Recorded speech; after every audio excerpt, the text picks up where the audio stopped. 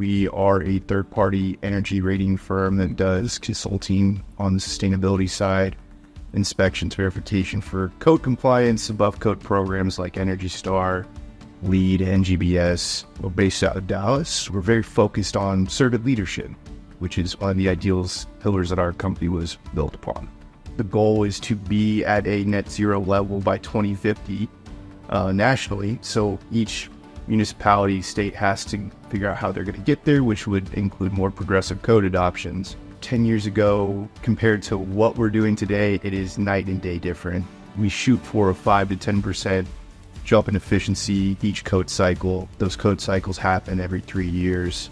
And to get to a point where your building is providing as much electricity or power as it uses, it's going to take some aggressive measures. And that's where we're going, get there and make it cost effective. I think we're going to see a lot more government subsidies coming into programs to incentivize builders to jump into these progressive codes earlier rather than later, to be more proactive than reactive, especially with the Inflation Reduction Act. Air sealing is an important part of code compliance. The more progressive your code is, the tighter your envelope requirements are going to be. Pivots from how we used to build homes, and that we have to come up with more solutions to make these buildings tighter without spending significant amounts of money. We're looking at rough openings in the building. We're looking at any outside wall penetrations, utility lines, anything that can make a hole. We want it sealed. Air sealing has gotten increasingly more important. There's a big focus on getting it right. If you don't get it right on the front end, the money and the time that you spend on the back end trying to fix it, a substantial challenge. It is not something that you want to have as a problem or a recurring issue. And anybody in the area that's built in the Dallas market for the last 10 years can tell you when our lower door requirements dropped down to 3 air changes per hour, it turned the industry on its head. Over the years, we came up with different solutions, different methods for them to figure that out, some to varying levels of success, depending on who we're talking about.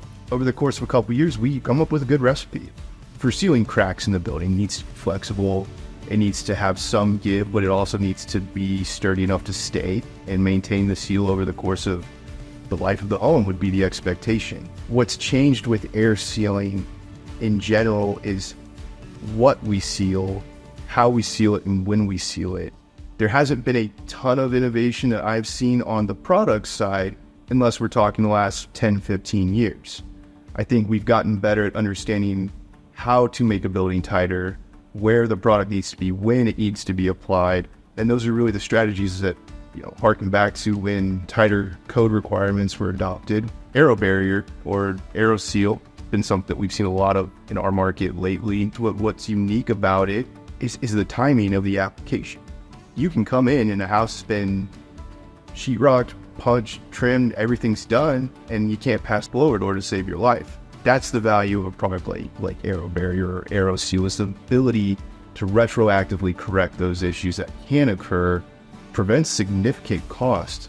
The alternative to using a product like that, if you, whatever reason, can't pass these tests, is starting to tear sheetrock off the walls. And it's like finding a needle in a haystack. Spray foam, fantastic product as well, but that has to be installed pre-sheetrock. Any application issues are going to need to be addressed at that stage. Understanding how to make it fit within a builder's budget is key. There's elements of both products where you can piece together different packages depending on what you lean towards. We can design tighter envelopes on the front end. If we know that our envelope is going to perform at a certain rate, we can go with a less efficient HVAC unit. We can move down from a tankless water heater to a tank water heater, save the builder some money, but the home still consumes either the same level of electricity or less. So the performance is similar, the savings can be better, and it gives you some flexibility in moving the pieces around.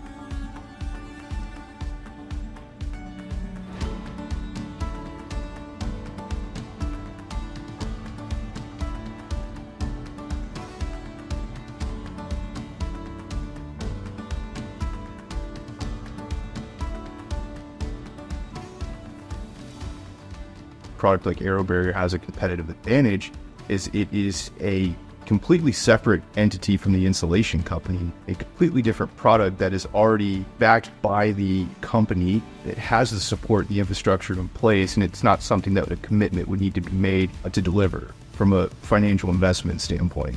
Right? We have to design the building at a cost-effective level that meets compliance.